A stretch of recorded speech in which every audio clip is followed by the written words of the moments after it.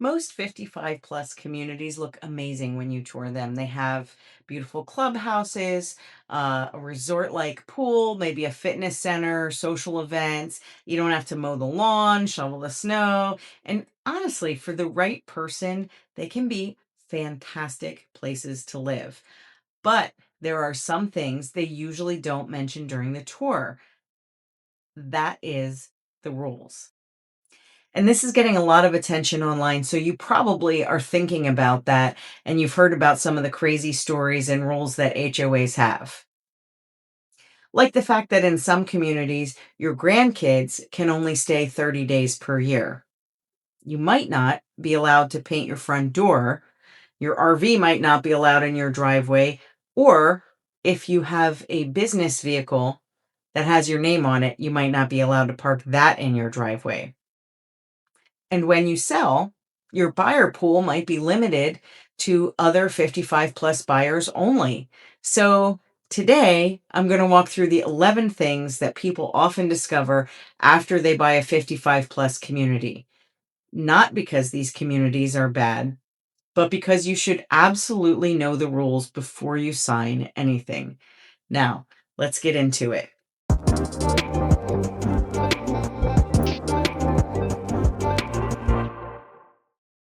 Hi, I'm Randyl Walters with the Randyl Walters team at Keller Williams in Bethlehem, PA, and I help a lot of homeowners who are either downsizing or considering moving into a 55 plus community. And the lifestyle can be great, but the rules can often surprise people. So let's talk about the 11 things they don't always tell you until after you sign. Number one, guest age restrictions. The first thing people are surprised by is guest age restrictions. Most 55 plus communities have limits on how long guests under 18 can stay.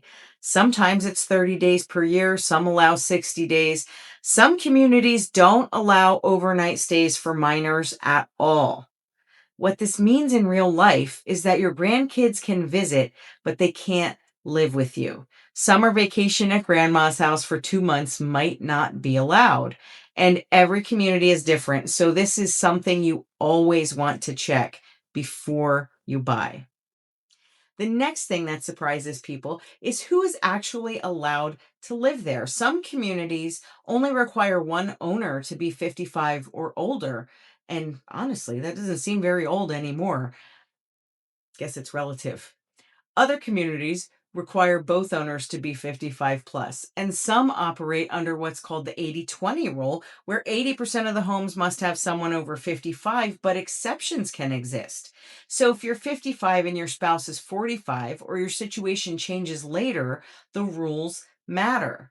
The translation is this: if you're dating someone younger, check the bylaws. Number three is rental restrictions. Many 55 plus communities heavily restrict rentals if they allow them at all. Short term rentals like Airbnb are usually completely prohibited, and some communities don't allow rentals at all.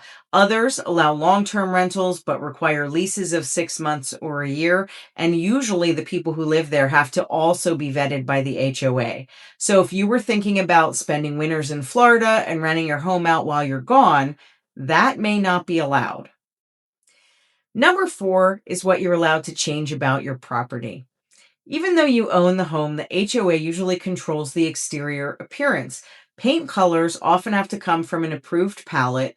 Landscaping changes require approval. Fences may be prohibited entirely. And sheds and decks may require permission or may not be allowed at all. And even holiday decorations can have strict time limits, size limits. All of these things can be found in the rules and regulations. So technically, it's your house, but the HOA has very strong opinions about that.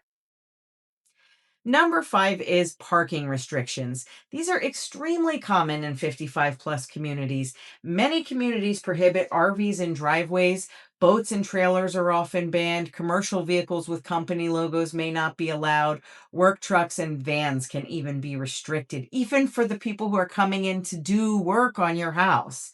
Even guest parking can be limited. So if you have an RV or boat you love, it might end up in paid storage somewhere else. And that is something to consider when you're looking at your total monthly payment. Number six is pet policies. Most communities have rules about pets, and sometimes they're stricter than people expect. There are often weight limits for dogs, sometimes under 25 or 50 pounds, and there may be breed restrictions. Many communities limit the number of pets to one or two, and pets usually must be on a leash at all times in common areas. So if you have a 60-pound golden retriever that you adore, that dog may not be allowed in some communities, and that is something you want to find out before you move in. Number seven is special assessments. Your HOA fee is the regular monthly payment everyone expects, but sometimes communities have unexpected expenses. Maybe the clubhouse roof needs replacing or the pool needs resurfacing. I don't know, the roads could need repaving. When that happens, the HOA can charge a special assessment, which is an additional one-time fee paid by every homeowner. Sometimes those assessments can be several $1,000s, so you always want to review the HOA financials before buying. Number eight is resale limitations. When you sell a home in a 55 plus community, your buyer pool is automatically smaller. You might not be able to sell to younger families or people who don't meet the age requirements. Buyers must meet those requirements, and sometimes they have to verify their age as part of the purchase. Usually they do. And because of that, homes in 55 plus communities can sometimes take longer than traditional homes to sell. But that doesn't mean they don't sell. It just means the buyer pool is different. And honestly, here in our area, they actually sell faster. They cannot build enough of these because there is a very high demand for 55 plus. So we're a little bit different in our area of the country. Number nine is HOA drama, and you know it, you've seen it online, it exists. Living in a community means dealing with community dynamics. There can be board elections, disagreements over budgets, arguments about the rule enforcement, and the occasional neighbor dispute. How high is your grass? That's more than 6 inches. That's over here. Your decorations are out too long. Some HOAs are incredibly well run, and others not so much, which is why talking to current residents before buying is one of the best things you can do to get a feel for that. Number 10 is something people almost never expect. Some communities actually require participation. That might mean attending annual meetings, serving on committees, or volunteering for community activities. Not every community does this, but some definitely encourage or require involvement. So if your dream retirement involves being completely left alone, check the bylaws and consider whether this might not be the right type of housing for you.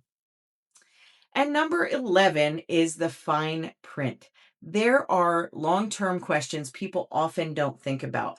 What happens if you or your spouse eventually need assisted living? What if your partner is under 55? What if an adult child needs to move in temporarily because of a job loss or a medical situation?